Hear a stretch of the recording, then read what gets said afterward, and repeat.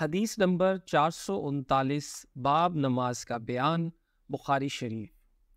حضرت عائشہ رضی اللہ عنہا نے فرمایا کہ عرب کے کسی قبیلہ کی ایک کالی لونڈی تھی۔ انہوں نے اسے آزاد کر دیا تھا اور وہ انہی کے ساتھ رہتی تھی۔ اس نے بیان کیا کہ ایک دفعہ ان کی ایک لڑکی جو دلہن تھی نہانے کو نکلی۔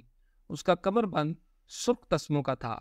اس نے وہ کمر بند اتار کر رکھ دیا یا اس کے بدن سے گر گیا۔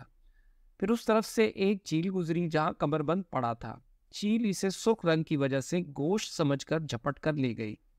بعد میں قبیلہ والوں نے اسے بہت تلاش کیا لیکن کہیں نہ ملا۔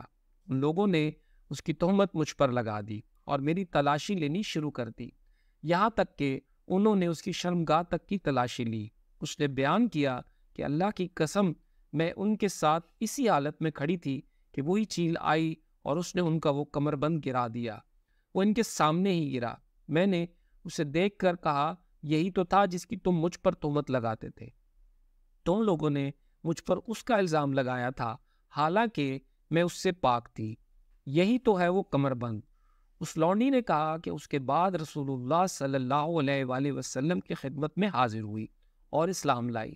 عائشہ رضی اللہ عنہا نے بیان کیا کہ اس کے لیے مسجد نبوی میں ایک بڑا خیمہ لگا دیا گیا، یا یہ کہا کہ چھوٹا سا خیمہ لگا دیا گیا۔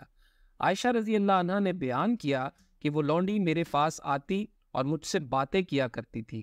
جب بھی وہ میرے پاس آتی تو یہ ضرور کہتی کہ کمر بند کا دن ہمارے رب کی عجیب نشانیوں میں سے ہے، اسی نے مجھے کفر کے ملک سے نجات دی۔